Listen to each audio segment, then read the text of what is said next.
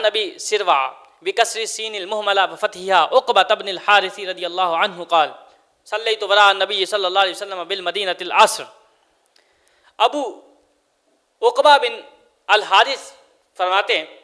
کہ ایک مرتبہ میں نے عصر کی نماز مدینہ میں رسول کریم صلی اللہ علیہ وسلم کے پیچھے پڑھی، فسلم ثم قام، رسول کریم صلی اللہ علیہ وسلم نے سلام پھیرا،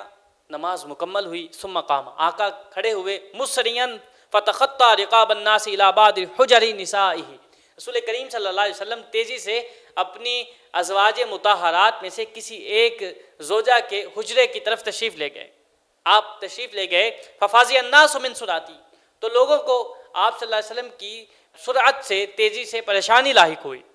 فخرج علیہم، آقا صلی اللہ علیہ وسلم باہر تشریف لائے، فرآ انہم قد عجبوا من سرعتی، آپ نے محسوس فرمایا، دیکھا کہ لوگوں نے میری سرعت یعنی تیزی جو میں اٹھ کر جلدی سے گیا ہوں اس سے انہوں نے عجیب جانا ہے، انہیں تعجب ہوا ہے۔ قال، حضور نے ارشاد فرمایا، ذکرت شیئا من تبر عندنا فکرہت ان یح فامرت بقسمتہ، رواہ البخاری۔